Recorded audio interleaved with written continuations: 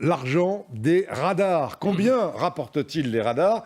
Ils rapportent beaucoup d'argent. En 2019, déjà, Jean-Pierre, vous dire qu'il y avait 4000 exactement 94 radars en fonction sur les routes, mais on parle là des radars fixes automatisés, ceux qui vous prennent par devant, par derrière, par... Au-dessus, en dessous, partout. Oui. Donc ça donne des contraventions à l'appel. Des contraventions à l'appel. Ces radars ont généré 12,5 millions de contraventions et ça représente le chiffre astronomique de 760 millions d'euros entre les amendes forfaitaires et les amendes majorées, ceux qui n'ont pas payé à temps, quoi. Alors on en parle aujourd'hui parce qu'il y a une nouveauté, c'est les centaines de voitures radars privées qui vont arriver sur les routes. Elles ont commencé à arriver un peu partout dans les départements. Les associations de consommateurs sont vent debout. On verra tout à l'heure avec Vincent où va l'argent de ces radars. Il y en aura sans doute beaucoup plus bientôt.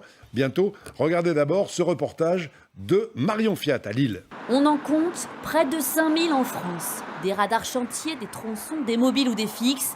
À la campagne comme en ville, impossible de faire le moindre trajet sans en croiser. Hier, j'ai fait par exemple Saint-Quentin-Soissons. Il y a 70 km dans la Pampa. Il y avait 5 radars. C'est un peu honteux, je trouve. C'est du pompe à fric pour l'État. C'est un peu scandaleux. Je pense que l'État se fait pas mal de fric là-dessus.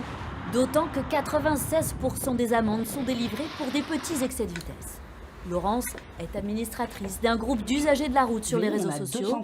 Chaque jour, ces 200 000 membres se préviennent les uns les autres de la présence de radars plus ou moins cachés. C'est le jeu du chat et de la souris, on fait. Ils essayent de nous piéger, nous on essaye de les contrer en avertissant. Mais son cheval de bataille, ce sont les voitures radars. Elles roulent à la vitesse autorisée et tout véhicule qui la dépasse est flashé. Une manne financière gigantesque, puisque lorsqu'elles sont conduites par des sociétés privées, elles rapportent chacune 262 000 euros.